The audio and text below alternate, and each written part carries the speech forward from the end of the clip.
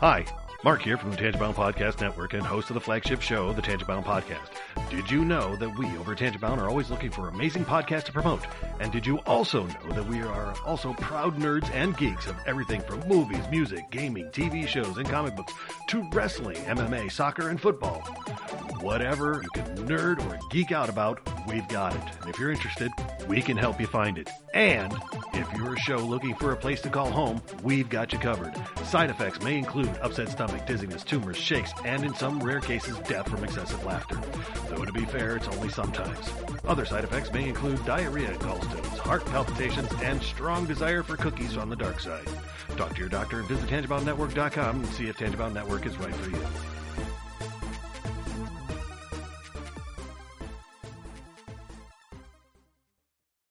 We're not doctors, therapists, trained professionals of any kind, so if you feel you do need help, please reach out and get the help you need.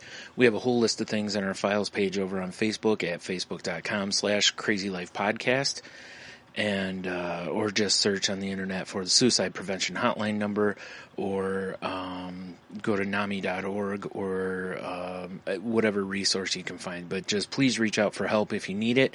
If you feel as though you're going to harm yourself or others, definitely reach out. And try not to be alone. Also, if you feel that way and you realize that you're writing a note or making plans of how you would do, like harm yourself or others, definitely reach out. That's a huge red flag. And lastly, please do not replace the idea of therapy with listening to this show. Again, if you need help, please reach out and get the help that you need, or contact us. We can try to help you find the help that you need. A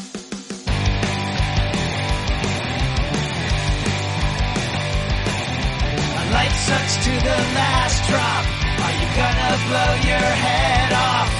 Take good aim and don't forget to duck. A light sucks every Monday and all the way to Sunday. But I wouldn't have it any other way. I don't care how you're doing, what's up or how's it hanging. I'd like to buy this world one last drink. Life sucks all of the time, so stick it up your sunshine, and then you'll see the clouds every day. Then you'll see the clouds every day. Then you'll see the clouds every day.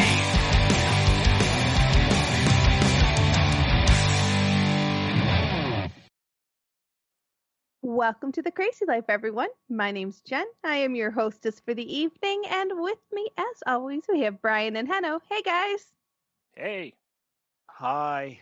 Look, 2 weeks in a row. No. Hey. Yay! It's rejoicing. Yay. So how are you guys doing? How you been? I went to the dentist. Yay. Ugh, love the dentist. I need to do that. I feel, it's been 2 years it's been at least 2 years of just go in, get the teeth cleaned, walk out. Mm-hmm. That all ended today, or yesterday, actually. 75 fillings. Yep. Oh, my goodness. Yeah, luckily, well, that's the good news. Is like all that stuff got taken care of. No more, I have no more amalgam or anything like that.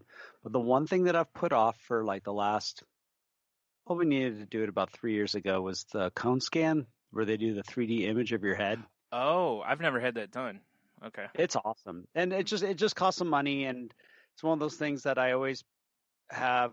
It's one of the things I want to do with my cafeteria fund money, but then I'm like, well, because I usually have dentist first, and then it's my vision appointment, and I'm like, well, I might need to get glasses, and like last year I ended up not getting glasses, and I should have done the cone scan.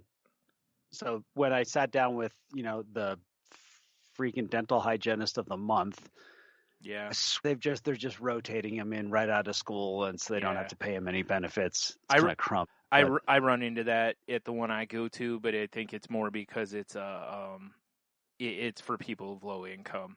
So Oh, yeah. I think it's similar to where they're like, hey, here's a good place to get some experience kind of a thing. There's a few that have been there for a while, but almost every time I go, I'm like, who are you? Yeah, there's one, other than the office manager, there's one guy that I think he's just some sort of a tech. When I saw him in there, I'm like, all right, this is a record. How long has it been? He's like 4 years. I'm like, wow. Yeah. But and I know there was one hygienist that was there for I saw her at least 3 times. Mm. So that was pretty amazing. But at any rate, she said, said any issues, I just said, yeah, I got a little cold sensitivity going on here. And then she's like, and I said, I want to get I want to have the cone scan done. So she's like, all right, we'll get that set up to go, and we got to do your x-rays too. So did the x-rays. Definitely something going on the one thing, and that was no big deal. But Brian, Doc, since he's my bandmate, it's funny. He walks in, and I want to start calling Brian, but I did it once, and then I'm like, no, he's a doctor. He's earned this. Right. Yeah. He's Dr. Galbraith. He's Dr. Last name right now. Yeah. Yeah, exactly. He's Dr. Last name. Yeah. And so I always refer to him that way, and I let people figure out that we're, friends. I try to be professional about it. And so he walks in and he says, so it looks like you have because he'd already looked at the cone scan. He comes in, he's like, it looks like you might have a pocket. And I literally felt how far he stuck the freaking tool into the hole. Oh, wow. Because it's, my gums are covering up the pocket. Yeah. Right. There's a little bit of right. So it's a space underneath the gum. So I could feel as the tool went past my gum, how deep it went. And I'm like, so this is my back molar. So it's between the molar and the bone. Oh, wow. Okay. Right. Yeah. Why didn't I feel that? Like, how is it that I have a whole, I had a root canal. Oh. It's a tooth. I don't feel anything. Yeah, that makes sense. Right. Because it's exposed, it's a root that's exposed, except there's no nerve in it. Right. Right. So all I have is gratitude for the fact that this is what I need to do. I need to get the cone scan. Like, I could have gone a whole other 6 months. Mm-hmm. Yeah. So what do they do for that? Does he like stitch it up or something, or? So here's the thing. They've got this really cool laser treatment they can do. Mm. And the laser itself, kills any bacteria that are in there, so you're not going to end up with an abscess. Okay, right. Also stimulates bone growth, I guess. Oh, okay. Yeah, and grow back. Okay. However, the results aren't really that good on dead teeth or dead tooth nearby. So it's like they can, it's like $1,200. Yeah. No guarantees. And so now this tooth, I've already had 2 root canals. I had a root canal when I was in California that got infected. I had another root canal. It's, I've had 2 crowns. So, I've got $4,000 into this. Yeah. And the tooth next to it had multiple fillings before we're like, it ain't going to hold. It just kept getting fractured. Mm-hmm. So that little quadrant of my mouth is really low on the I have any patience for it. So I just said, why don't we pull it? Can we just pull it out? Yeah. And he's like, well, you have to put something else back in there. And I was like, well, why? These things. Right. Because literally your upper tooth needs something to contact with, or it will grow and compensate for it. Huh. Wild. And I had never heard that before. Okay. And so wild. Yeah. So to keep the upper teeth healthy, you really need to have some lower teeth. So if you have one tooth pulled on the bottom, they should pull the upper one also. Oh, okay. Now, see, this makes a whole lot of sense. Like that one tooth that I've got that I was told I need a crown on, and I'm like, just pull it. Like, I can't afford a crown. I don't care. It's not like a front tooth, so whatever. And they were like, about it. So now that makes way more sense now. Yes. Because, all right. Huh. It creates a problem. So I was like, all right, so what am I looking at for, basically an implant? Yeah. And it's like, well, we, yank the tooth and you wait 3 months. They yank it. They put they fix the bed kind of and to try to set it up for, so the gums and everything heal in the proper pattern around the space. Then they drill the hole and they put the little implant, the post in there. Yeah. Then you wait 3 months for that to heal until it's nice and secure. And then they drop your cap on there. Yeah. Your tooth, and the tooth the gum should sit nice and snug around your cap. Yeah. Otherwise it could be all loose and Yeah. horrible. And I was like, all right, what are we talking money wise? And so, the extraction probably about $1,200. The whole cap, that thing can be anywhere from $3,800 to $5,500, which it did. I mean, it didn't shock me. It's going to be expensive. Yeah, exactly. That was my thing. I knew it was going to be expensive, but still, it's like, geez, that's so much money for a tooth, And it's something you could shop around for. Like, once you have one, the extraction is pretty much a standard kind of a deal. That doesn't really matter. But, and then you can go, I mean, people do implants everywhere. So you can definitely shop around. Yeah. The thing about it is, I have a lot of respect for Brian and the training he does and this kind of stuff. And so I asked him, I said, first thing I did is I talked to his office manager and I asked her, I said, what would you do? And she's like, I had two root canals come up. I just got implants. I didn't even do the root canal. And I was like, why? She's like, because I worked for a guy that used to fix root canals. Mm. They last from 2 years to 20 years. Yeah. Which means they all fail. Right. Right. And I was like, whoa, I never thought about that. She's like, they'll all fail. Every single one of them is no matter what. And I'm like, okay, I wanted to hear that. And then I talked to a few other people, everyone was the same thing. And I'm like, okay, I'm just going to do it. I've got the care credit and, you can get financing and this kind of stuff. And, and so I asked Brian, I said, is this something that you can do?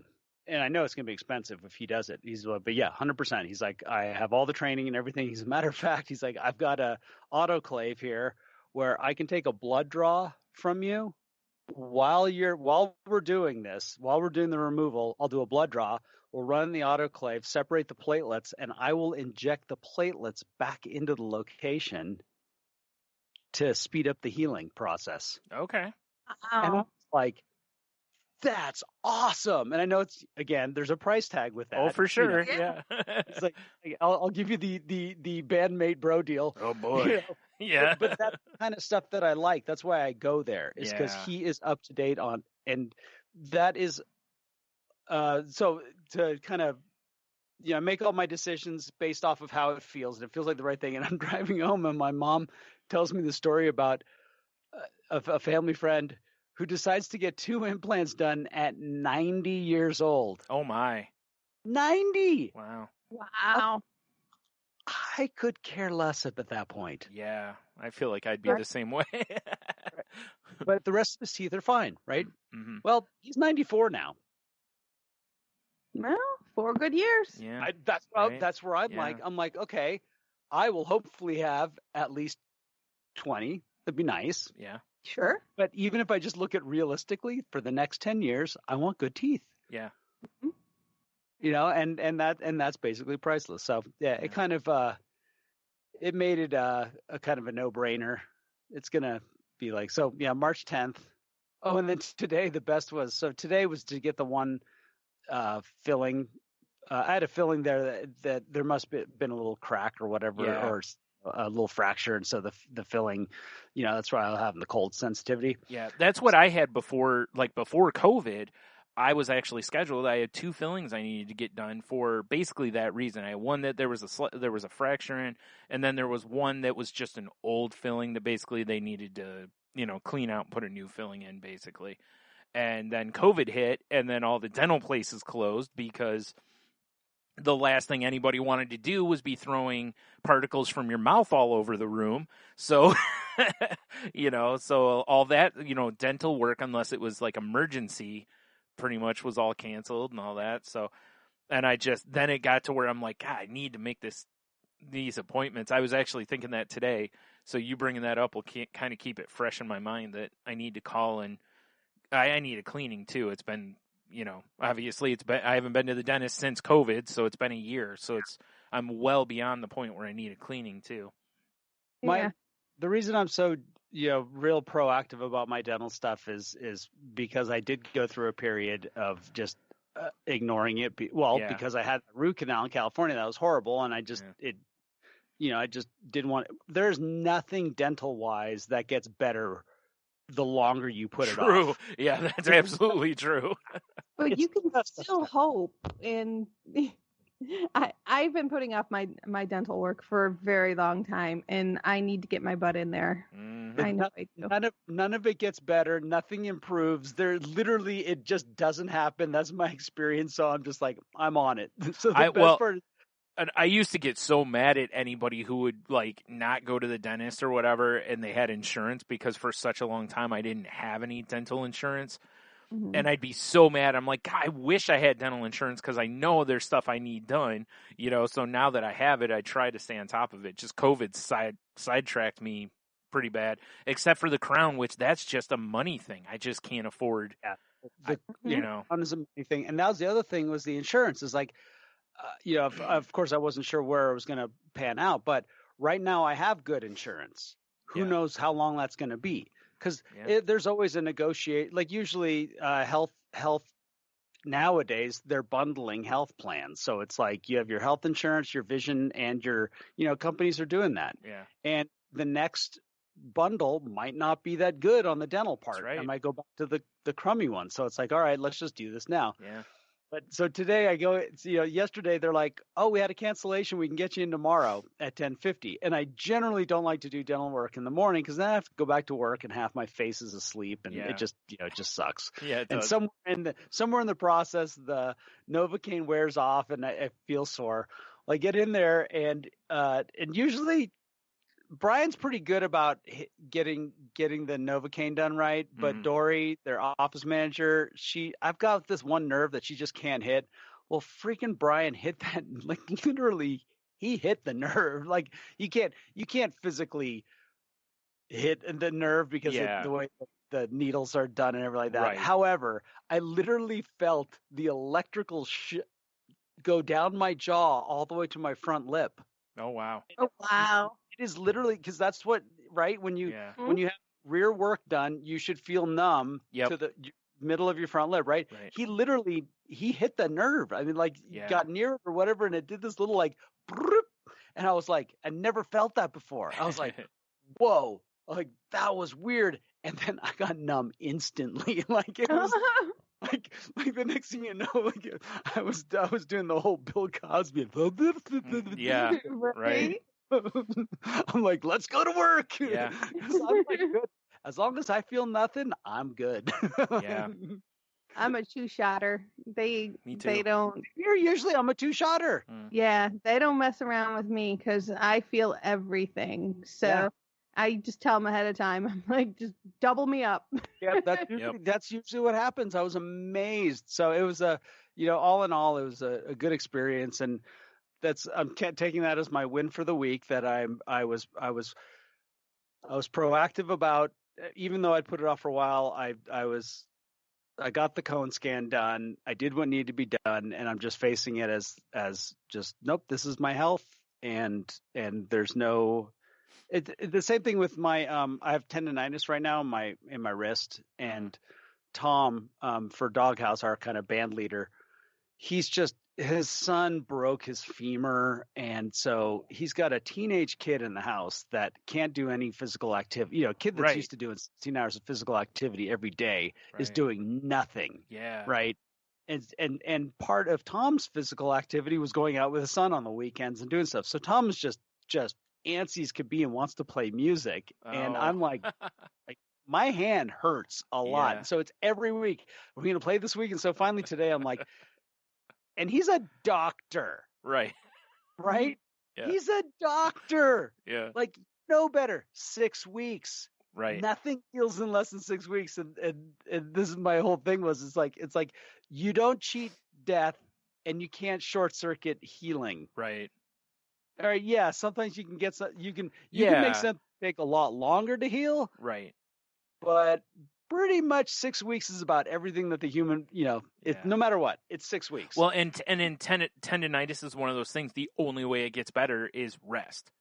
Like, it's you not using it. Basically, and I have to work. Exactly. Like, you can't just, I'm just going to keep playing and I'll just play through it. It's that's some the thing. point. It doesn't happen. And he was like, all like, let's do it like we're doing a set, like a gig. And I woke up this morning, I picked up my bass once, and the minute I touched it, it hurt. I'm like, nope. I'm like, this ain't happening. Yeah. It's not happening. And there's a couple things there is nothing in my life that requires me to muscle through it anymore. Yeah, right. Mm-hmm. Again, it'd be different if playing music was your living. To where maybe you'd be like, well, I maybe there's some sort of physical therapy, a little this and that, and then, or something I could take if a little bit. Gig, I'd suck it up and, and it would hurt, and I'd take a bunch of painkillers and I'd make it through, and then, that's it, but there's no reason to. Exactly, so it's like, why? There's, I'd just as soon just take care of business right now. And so. Yeah, that's the smart move anyway. Plus, it's one of those, Tony and I kind of had this conversation on Salty Language when we were talking about shoveling snow. And, you hit a point to where when you're younger, you're like, who cares? You get out there, you just do it. You hit that. And you talked about it actually because of buying the snowblower that you bought. It was like you hit a point to where it's like, okay, I'm making business decisions now, literal life decisions here, because it's like I'm at an age that I'm not going to heal as quick. So, and will this affect other aspects of my life? And then it's my nephew, was it a couple of weeks ago? He's on a bowling league, and I love bowling, but I haven't bowled in years because I had that meniscus tear in my left knee, and I couldn't put all my weight on my knee. Because when it's on my left knee, and in bowling, when you plant, you're pushing all that force through your leg essentially as you stop. So, and then, I've had issues with my back this last year. It's just I hit a point where I'm like, as much as I love it, the recovery of it is not worth it, because if I go bowl, right now my knees felt pretty good. So whatever was gone on in there, I think is pretty much healed, so it's like, I don't want to put myself to where I might have to go have a surgery or something, or whatever it is. I don't want my back to be hurting for a week, or, just to, like I said, as much as I'd love to, it's like, I'm also looking at, like I said, all those other things in life to where I'm like, is it really worth it for, one night of doing that? No, it's probably not, and, that kind of stuff. It's like, when I was younger, I wanted to take up golf and never did. And now I wouldn't, because all the parts of me that I'd be using in golf are the parts that bother me the most.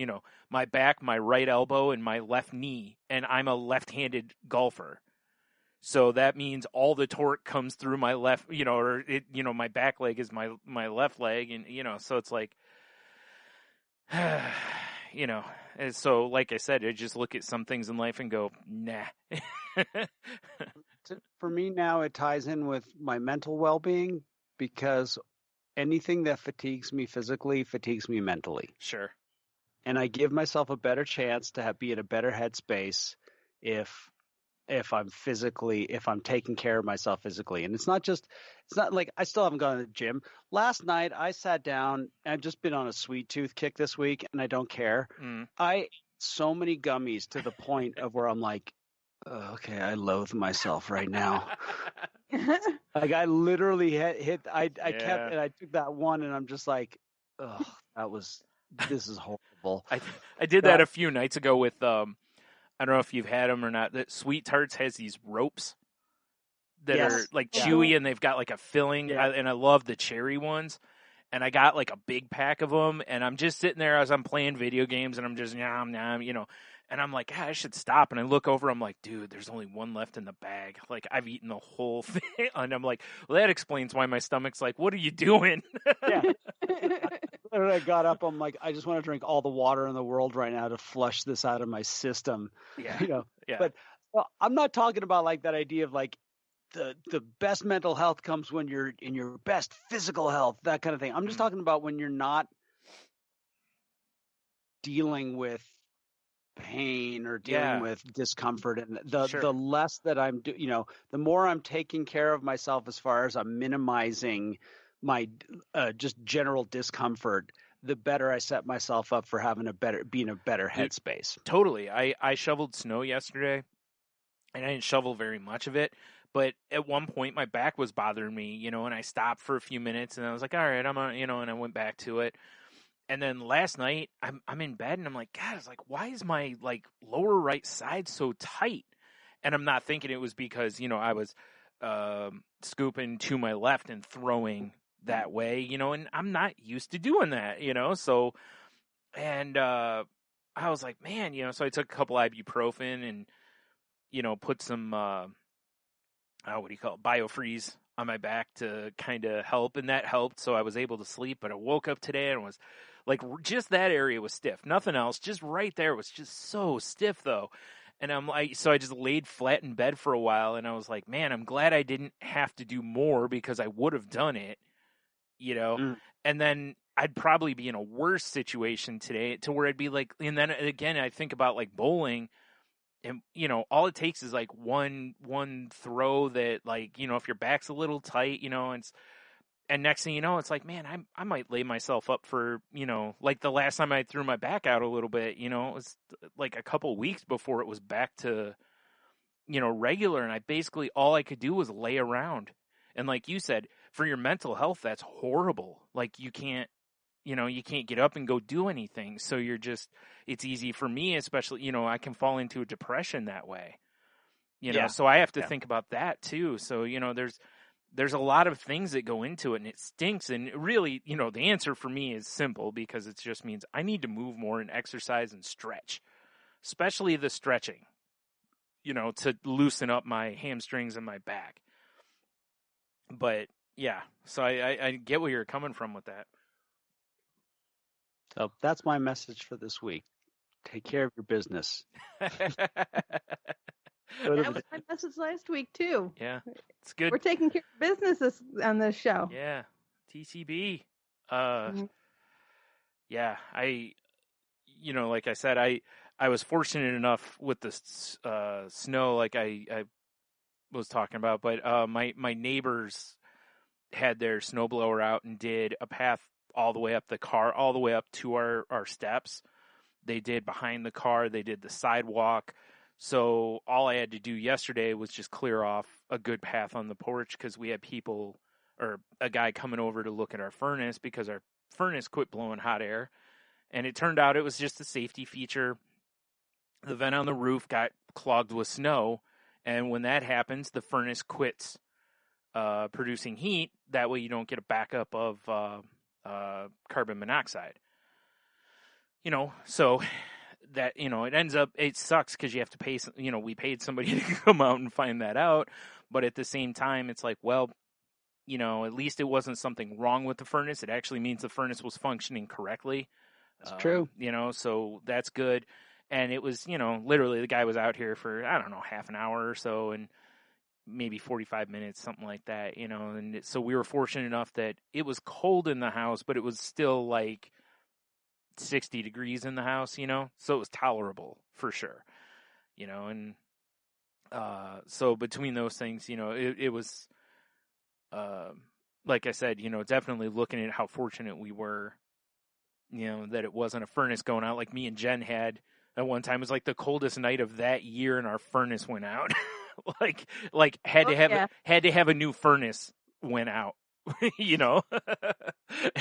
it was a holiday. Yeah. And so it was all the wrong time for that to happen, but life lifes you. So,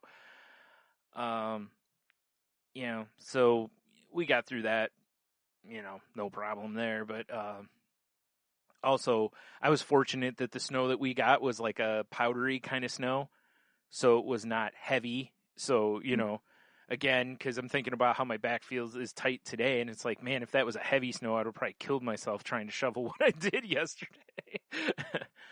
But it did make me really think about, again, you know, when you think about things in life about, you know, it's like, it's not that much. I can go out and shovel that, you know, whatever. And it's like, I was really thinking more and more about what you and I talked about, Heno, and I was like, pretty sure I'm going to have to try to set some money aside and pull the trigger on getting that thing you mentioned to me about, was that snow thrower or whatever instead, just so I can clear our patio and our sidewalk. And like right out here in front of our place, we have like parking spots for visitors for the area.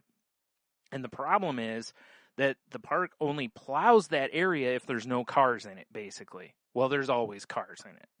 So right down at the bottom of our steps, there's an area that's, you know, basically so that if someone, it's not a parking spot, but it's a big empty spot that's right there. Well, they don't plow it, so it's just covered in snow, so you literally can't get up to our place unless you know, so I was like, yeah, you know, for those reasons and stuff. And it's like, and again, you know, I you know, my mom's in her 70s. I don't want her out doing it. Jim's in his 70s. I don't want him out doing it. My back doesn't like doing it. So, you know, like, I think it's one of those where I need to be smart about this and, you know, admit that it's time for that, because we don't have a lot of kids coming around here anymore. We used to, every time it snowed, there always would be some kids coming around. Hey, you want us to shovel? You know, and it's been years since I think we've had anyone knock on our door and ask. So, you know, and I don't want to rely on like my brother-in-law and stuff to come over, because, you know, he's getting older too, and he's got his own stuff, you know, his own yard to do and whatever. So, you know, just be easier to have that anyway. So yeah, I think it's getting to that point that I need to grab one of those. So I listened to, there's a podcast called The Illusionist, like ALL, like illusionist. And, it's a woman who talks about language, and like a lot of times it's like the meaning of words or how our culture has done things with words. And on, where is it? Episode 129, the title of it is Sorry, and they talk about apologies on there and how to give a proper apology to where and they talk even a little bit about how I can't remember if they talk about like being in recovery and the concept of like that you make amends, but that doesn't mean you will be like forgiven. You know, kind of a thing, and that no one owes you that. You know, if you're making amends, you have to remember. And like, I love, like, they talk about ways to structure your apology to where you're not making yourself the victim, or that you don't end up with the other person apologizing to you, because that isn't a, you know, true apology kind of a situation. So it was a really interesting listen. So I'll have a link to that in the show notes if anyone wants to listen to it. It's kind of a fun podcast anyways, because, you know, she's very much like digs into words and their meanings and origins and whatnot at times, but also very much, she's actually one of the ones where I think I talked about on Salty Language a long time ago, where she was talking about how emoji are very efficient. And she's also talked on there various times about how language has evolved and we need to quit being so stuffy about internet speak becoming norm and all this, because that has happened time and time and time and time and time again over the years, to where, you know, language just evolves. That's what it does. That's the reason we don't start sentences with fourscore and 7. Right, yeah, you know.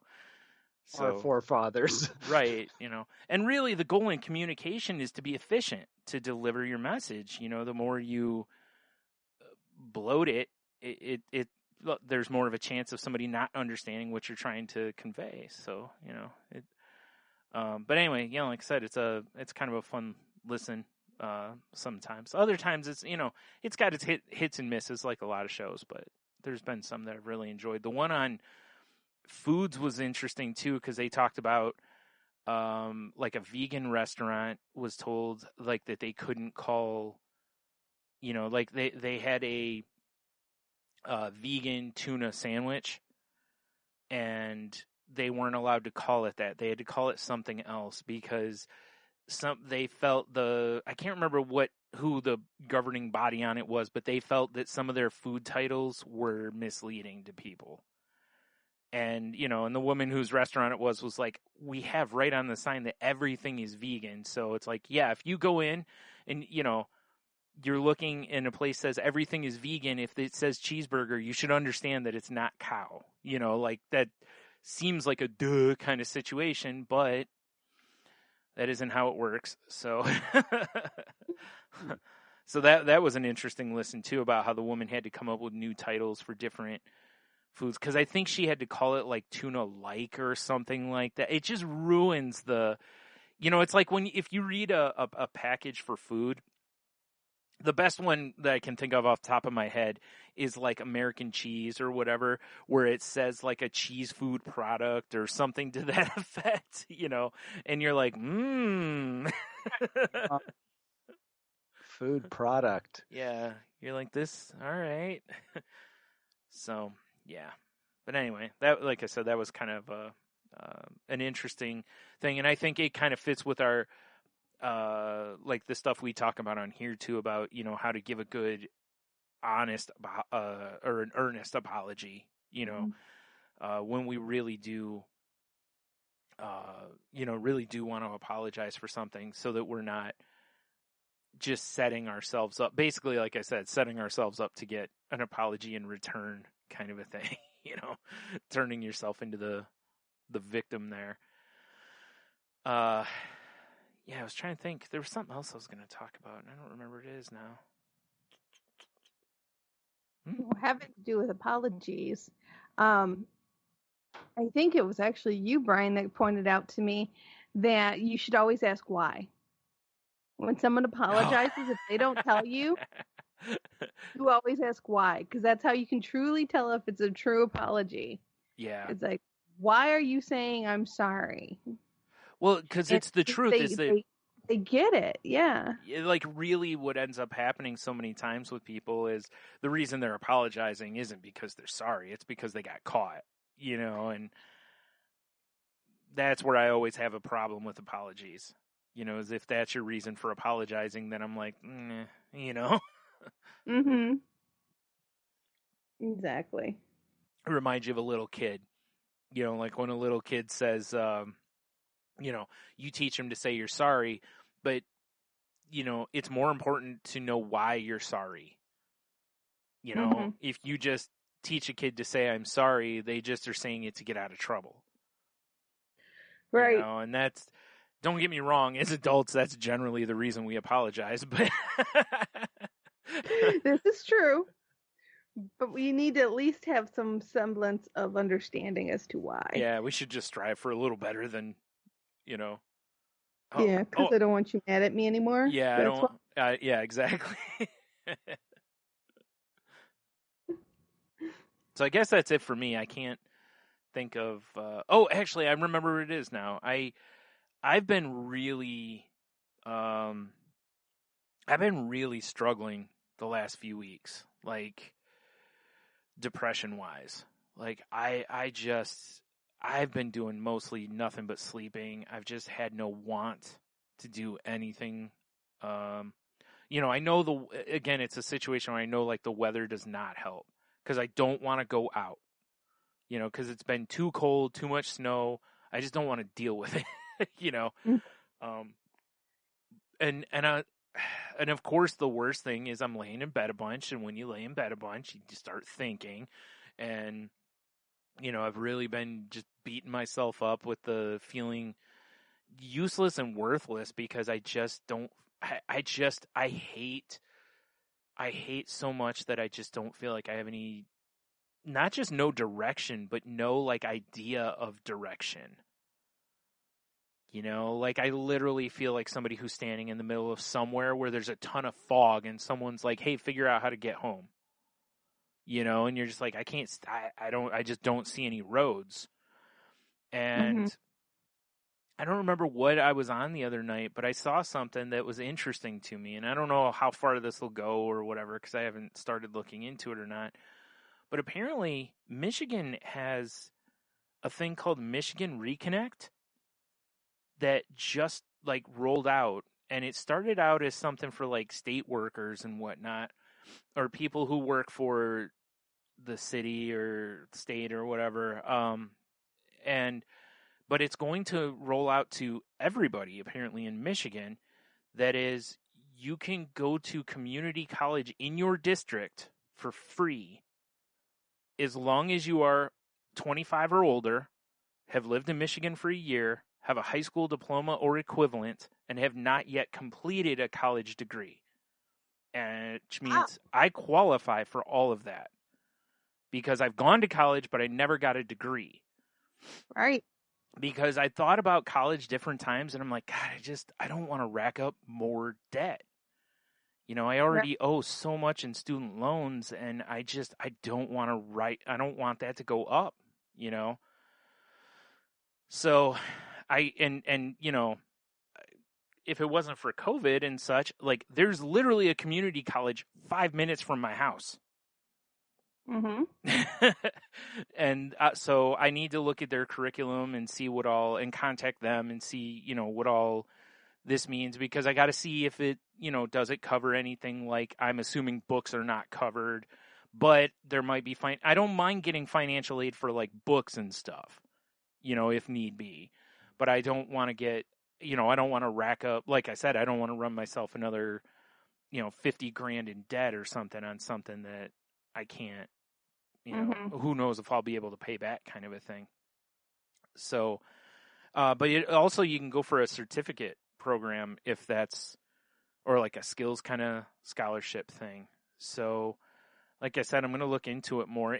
Like I said, it just started, so I don't know if it's to the point to where like anyone can, but I know for a while it was set up mostly for people who work for the state, or people who, God, I can't think of the exact term, but, you know, nurses, not nurses and doctors, obviously, but people who are like janitors for the state or whatever, you know, to where you work for them, but you don't have a degree. So this would give people the opportunity to finish school or go to school who maybe didn't feel they had those options before. So, yeah. And, you know, so I'm going to look into that, but I don't know, because it's like, even though that school's that close, I still would much rather do it online, especially with COVID. You know, I don't know that's the other part of this, is I don't know how COVID affects this kind of thing at the moment. So, you know, but I was like, well, you know, I can look into it. I still have no clue, like, what kind of program I would want to go into or anything, but, you know, who knows? We'll see. Opportunity. That's awesome. That's exciting. Yeah. I also wanted to mention it in case anyone listening lives in Michigan and qualifies for this, because this is an awesome program.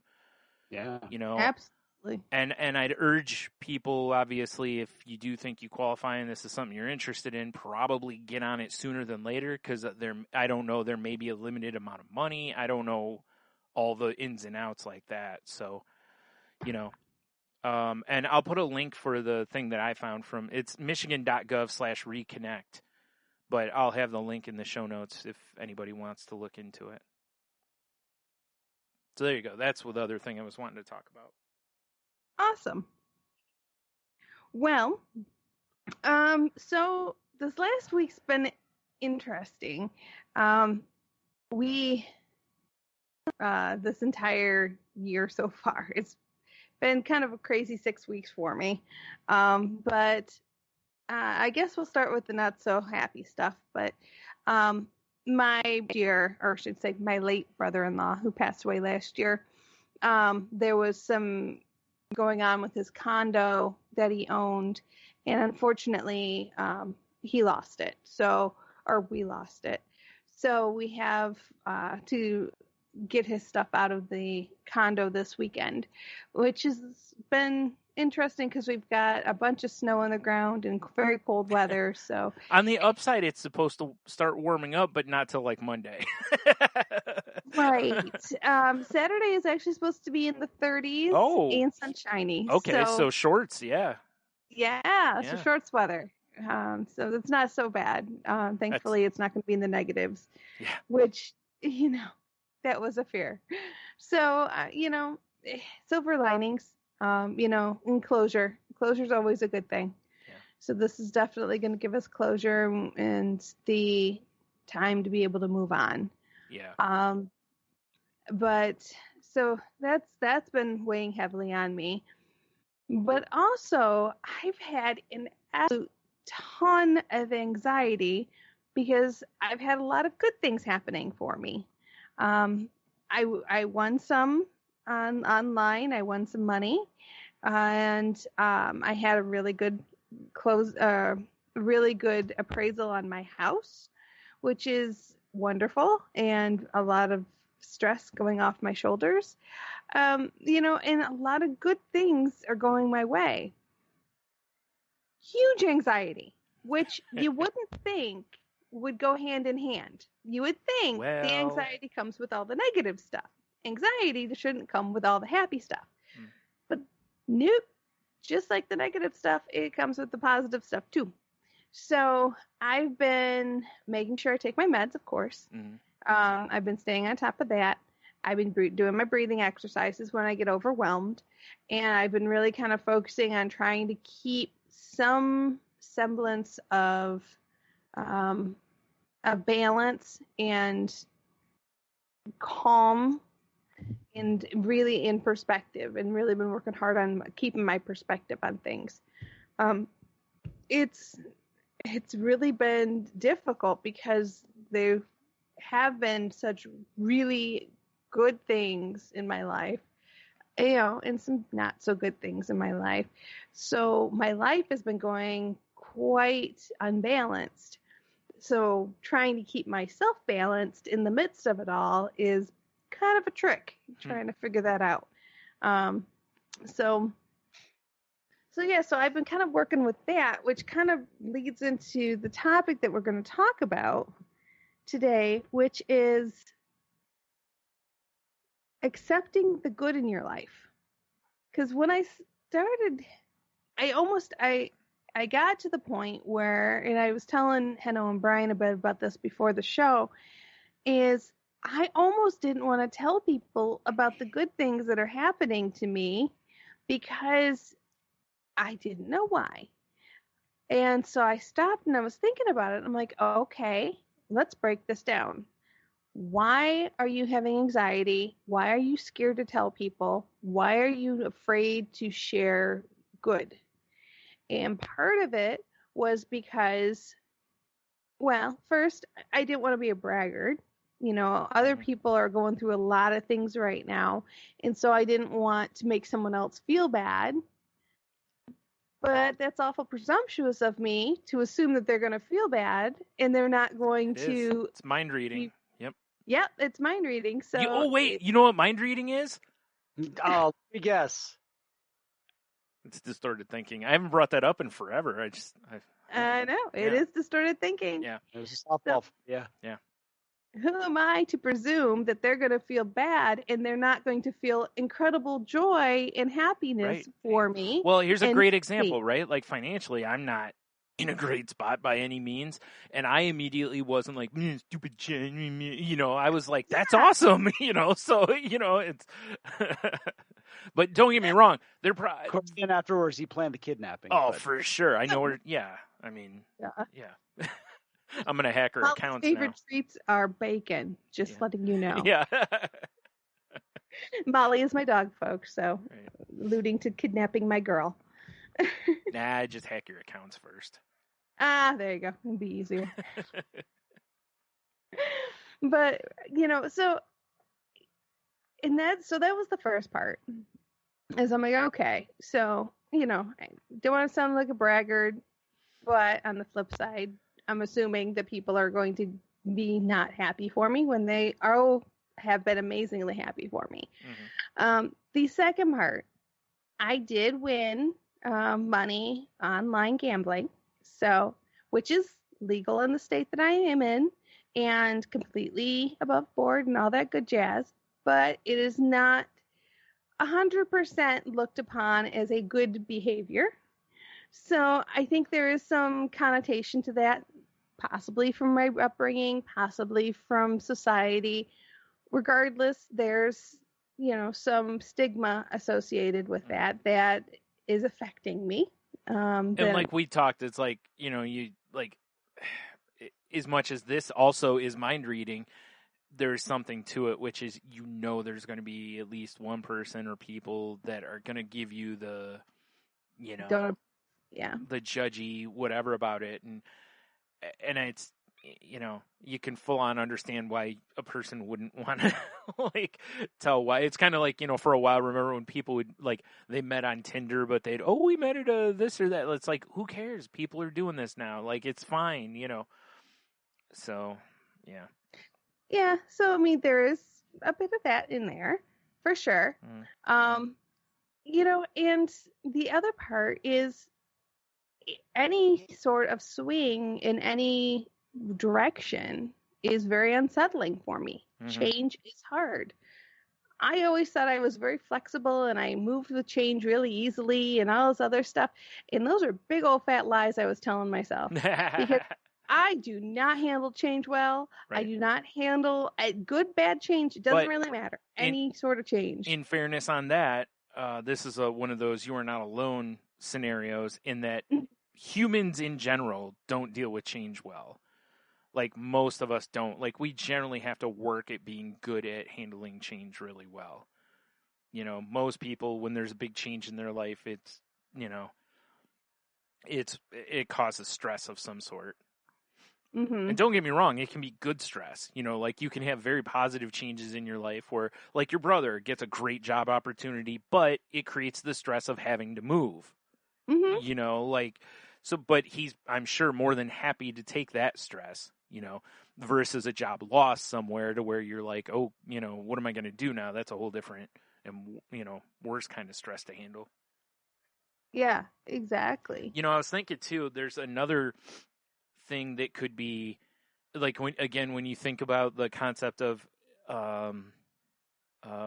mind reading here a little bit, or projecting what people are going to think, is that winning money is one of those things, or getting money, doesn't have to be just winning. Getting money of any kind is usually you'll end up having, hey, can I borrow a few bucks? Or, hey, how about helping me with, and it's like, and you anticipate that sometimes, especially if you have like a friend or a family member who's that type of person, that's immediately going to hit you up for money. Like, I could see where somebody might be like, let's just keep this to us,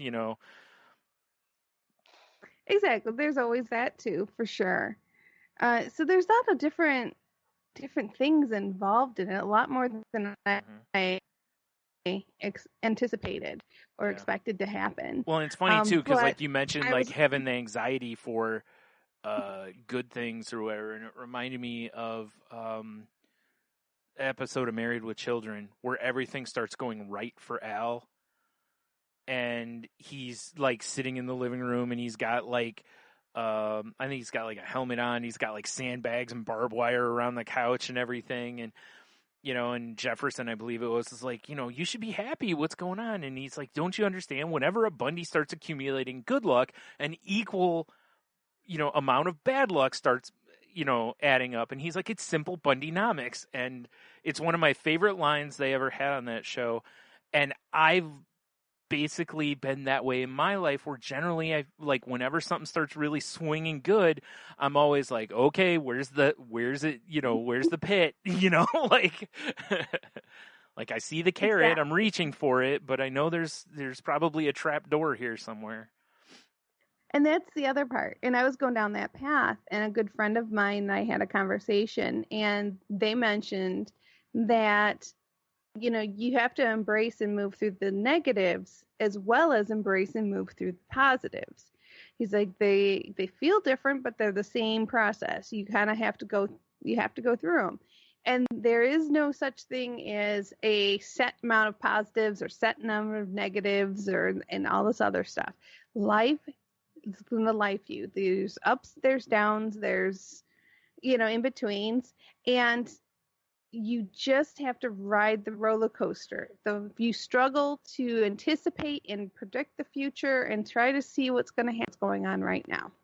Mm-hmm. And it's so important to just stop and say, you know what? No, I'm in the middle of some really good things. Yes, there's some not so good things happening too right now, but that is life. Life is goods and bads. So it's just been kind of an interesting thing that's really gotten me thinking. I did find a really cool article that talks about accepting the goods in your life, and it has some tips here. I'm just going to go through them real quick here. Admit and surrender to the words, I don't know, and I don't have the answers right now. And that is a really tough one, is to kind of sit there and say, you know what? I don't know what's going to happen, and I'm okay with that. I'm just going to sit in it and just let it be. That's a tool for being in the moment. Yeah. Yeah. I don't know, and it's okay. And it's so tough to be okay with that. Yeah. But once you're there, it makes all the difference. It's just tough to do. That's literally about it. Okay. So what are you gonna do? Look down at your feet. Where am I right now? That's what I'm gonna do. Yeah. Where am I standing? Where am I sitting? What's around me? Okay, that's all that matters right now. It's this moment right here. And that's something like something that I learned when I did some meditation work at this monastery here in Idaho, was a mantra of perfect moment, beautiful moment. And it's about focusing yourself back to that this moment is perfect and this moment is beautiful. Mm-hmm. It's all that matters. Nice. I like that. The next one is always find a way to celebrate that you have chosen a life of consistent and conscious expansion. It takes some people a lifetime to get here. You've chosen to keep pushing how big a love you can feel, how high you can go, and how far your wings can spread. So yes, celebrate who you are. Practice saying, yes, this is happening. And paradoxically, that yes, this then frees us up to start changing the situation or changing ourselves in relation to it. God, these are all directed at just being where you are at the moment. Mm-hmm. Don't let fear get in your way. Fear of what may go wrong or what people may think. That's a big one. Mm-hmm. We were just talking about that. Yep. Because it just, you can't predict how someone's going to react or someone's going to feel. That's on them. That is not your responsibility. We want to make it our responsibility, but it's not. It can't be. You can only control yourself. And you can't even control your own feelings. You can control your actions for sure. But you have to feel what you're going to feel. They're going to feel what they feel. And then you both have to choose what actions you're going to take upon those feelings. Something else that came up this week was the topic of teaching people and teaching someone. And in the regards of, I'm going to teach them a lesson. Oh, gotcha. Or, I'm going to teach them to do this and to do that. And I told the person that was saying these things, I'm like, you can't teach anybody anything. They have to learn. If they choose to learn it, that's on them. They're able to pick that up. It's just that it's the same thing in the communication ball that we keep talking about. You have the basketball in your hands. You hand it over to them. They have a choice. They can either do something with it or they hand it back to you. You either go back and forth or they take the ball and go home. Regardless, you cannot control what other people do, what other people think, what other people feel. If they're going to judge you, they're going to judge you, and that's their choice. You have to control and you have to do what's best for you and can keep that in the forefront of your mind. Do not let the fear of what they're going to do control your actions.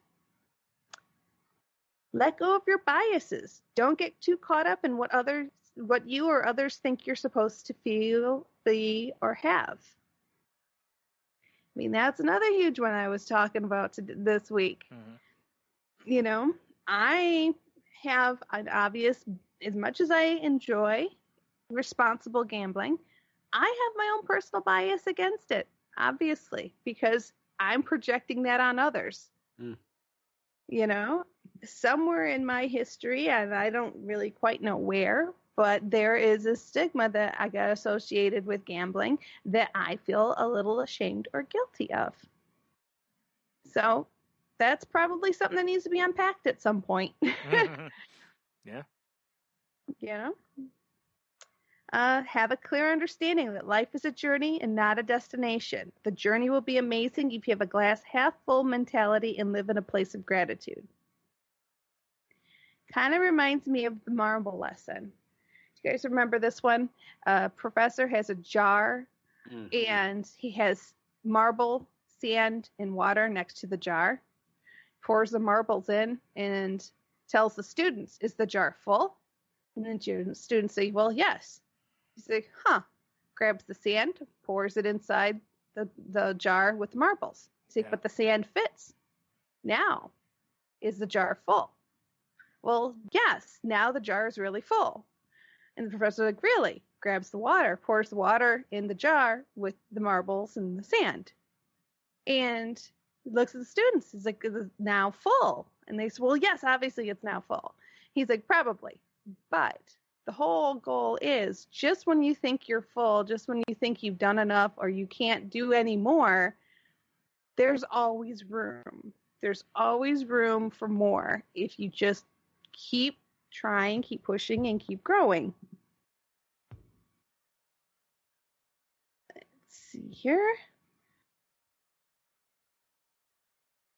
Learn to live in the moment. Don't brush the good things off. Take time to appreciate the wonderful things that are happening to you right now. You know, I am living in a very good moment in my life, and that is okay. And it is nothing wrong with me being proud and happy to say, I'm happy and I'm living a good life right now.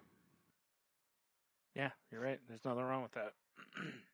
And it's really hard for me to say because the next words that come out of my mouth want to say, I'm sorry, or or make some sort of derogatory comment about that, or to undermine that statement, to pacify the statement, to clarify the statement, and all that other stuff. But you have to do that in life. It's okay to be your own champion. It's okay to say I did good and be proud of yourself. And just because other people are struggling is not a reason to celebrate your win. You know, like just because other people are, having a hard time doesn't mean you shouldn't, appreciate what you have or what, you're getting at the moment or whatever it is, so. Yeah.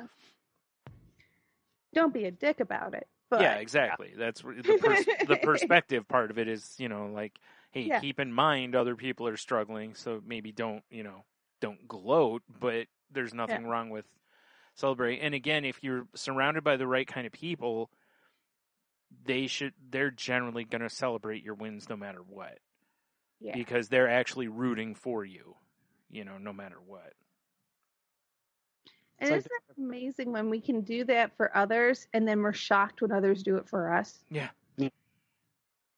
I mean, that should not be a shock, but it is to so many of us out there, that when someone supports you and is happy for you and is a cheerleader for you, it's really difficult to accept sometimes, but you do it for others no problem without thinking twice. Yeah. But yet on the reverse, it just takes a little bit.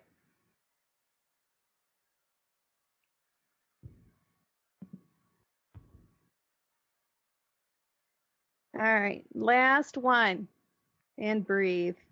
Take time to stop, inhale, exhale, and reflect on how much you have grown, how much you have accomplished, and being proud of how far you've come. That's funny. That ties right into what I was going to say for the last one, which is knowing that difference about, being happy and when you're gloating and stuff is the same thing about being proud of yourself versus exhibiting false pride. Mm-hmm. And there's nothing, you can be proud of yourself. I think everybody in our heart knows the difference of when you're proud of your accomplishments and the difference of when you're now being prideful. And you know something else that came up this week? We were talking about growth and not being where we want to be. And something came up that it's okay to love yourself as you are and celebrate yourself as you are and still want to grow and get better and be a better person and be better at whatever you're trying for and striving for. Yep. And that's really hard sometimes of a concept to grasp in your own mind, because it's like, no, I'm not where I want to be. Well, nobody's where they want to be, honestly, because if they were, they'd be finished. And nobody's finished. We're all growing. We're all living. We're all changing. We're all doing on these paths. So it's going to be difficult, but just love yourself for where you're at. I mean, it's a huge thing to do. Otherwise, you'll be miserable your entire life, and that's no good for anyone either. Yeah.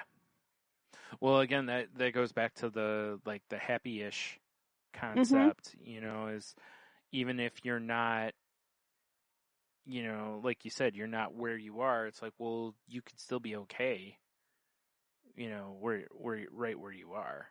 So, learn to accept and appreciate those kind of things along the way, and just, like you've said all along on the show, celebrate your wins.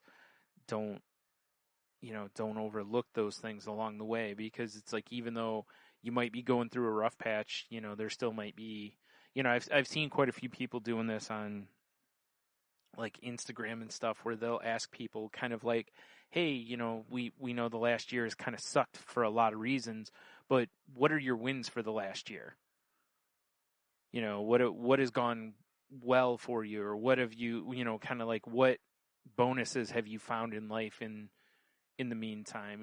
Like, I saw somebody the other day talk about how she usually gets a good amount of colds because of, the season and stuff. And she's like, I haven't gotten anything this year, and it's like, yeah, you could call that, maybe call that bragging, but at the same time, it's not. It's like she's celebrating the fact that, wearing masks has helped her not get sick this year. That's a silver lining to, a horrible situation. So, it's kind of like, the people who can find humor in dark places, a lot of times it's like, that's what helps you through. So sometimes just those little wins can really kind of help. Plus, along the way, it also keeps you in the moment. You quit worrying about where you want to be too far down the road, and just where you are. Mm. And if all else fails, remember, folks, the basics. If you can't get your mind to focus on being in the moment, do your head, shoulders, knees, and toes. Tap your body. Touch your fingers together. Wiggle those toes. Do the physical manifestation of being in the moment, and you'll find that your mind will follow. Yep. So, even if it's something as simple as going head, shoulders, knees, and toes, and just doing it over and over and over in your head, yeah, you'll get there. Yep. That's where meditation can really help too, and that a lot of the guided meditation especially will, tell you to, focus on, the sounds you hear around you. And, because meditation isn't about blocking everything out. It's existing with everything, being part of the overall, situation. So, the one I did not too long ago was, kind of an original, or a basic one, which it was just, focus on your breathing, do that for, like you do different rounds of the breathing. And then it's like, what do you hear? Like, just focus on that. Like, don't think about it, but just focus on it. As the thoughts come in, just let them go, but just experience, what the feel what your hands are touching, all this, or, there's a lot of, grounding technique in that. So, definitely look up those kind of things if this is something that, you kind of struggle with, because they can be really, really helpful. Like, I've used them when I've had high levels of anxiety, when I've been, like doctor's offices or whatever, to where I'll start, kind of focusing on what I'm touching or what I'm seeing or smelling or hearing or, whatever. And again, just not obsessing on it. You just have the thought and gone, just kind of like if you were driving down the road and you just were naming off the street signs as you saw them, like, yep, there's that street, now it's gone. This street, now it's gone. This street, now, that's kind of the goal there. Yeah, meditation's great for really helping you focus and just be in that moment. Yeah. Well, guys, what do you think? Good topic. We good? Yep. All right. Sorry, I had a doggy trying to tell me that it's time for bed. She's ready. Alrighty, folks. Well, you know what time it is. If you'd like to continue the conversation, and we know you do, lots to talk about. So you can reach out to us at thecrazylifepodcast.weebly.com is our website. crazylifepodcast@outlook.com is our email address. If you'd like to talk to me direct, I'd love to hear from you. You can reach me on the Twitters at Jen's Crazy Life. That's Jen with a G. Feel free to follow, shoot me a message, and we will chit-chat. And Henno, how can they reach you? You can find me on Twitter at Ida Henno. Find me on Facebook, Henno Hider, where I continue to post publicly the cutest pictures of a little French bulldog you've ever seen, and videos as well. Come check it out and see a little dog that thinks he's running forward but is actually running sideways. So freaking cute. And then you can also check out my other podcast, Movie the Needle Podcast, where we just released our verses of This is Spinal Tap and Best in Show. And coming up next week, we are going to be releasing Big versus 13 going on 30. Interesting. Mm-hmm. Like it. And you, Brian, how can they reach you? You can find me on Twitter at Stunami. You can find my other podcast at salty_language on Twitter or at saltylanguage.com. That show's not safe for work, so be warned. And it's me and my best friend just talking about kind of whatever crosses our radar. This week we talked about, it was just a weird talk this week, but it was fun. It was like we talked about Pokemon, the Happy Meals at McDonald's, and how people are, going around and clearing out McDonald's of these packs of cards and stuff, and Valentine's Day and the Clubhouse app, and just some weird stuff. Moonwater, if you're familiar with that. So if you're into that, please check us out. You can also find this show on Twitter at The Crazy Life Podcast, where I post when new episodes go up. And we're part of the Tangent Bound Network, which can be found at tangentboundnetwork.com. So please go check out the other shows on that network. And we're on Facebook at facebook.com/group/crazylifepodcast if you'd like to come join us over there. And yeah, if you need help, please reach out. Again, there's all sorts of help out there if you need it. Just please reach out. I know it's tough, but you're not alone. There's other people who've gone through whatever you're going through most likely and want to help you. So please use those resources. And also, make sure you check on your friends and make sure everybody's doing okay, because we're all struggling with something right now. So please check on that. Make sure everything's going all right. And then, of course, whenever you can, please be kind and help when you can. It doesn't even it doesn't have to be financially. Just just whatever you can do to help. Absolutely. And go out there, have the best week you possibly can, and don't forget, spread the love, not the COVID, and wiggle those toes.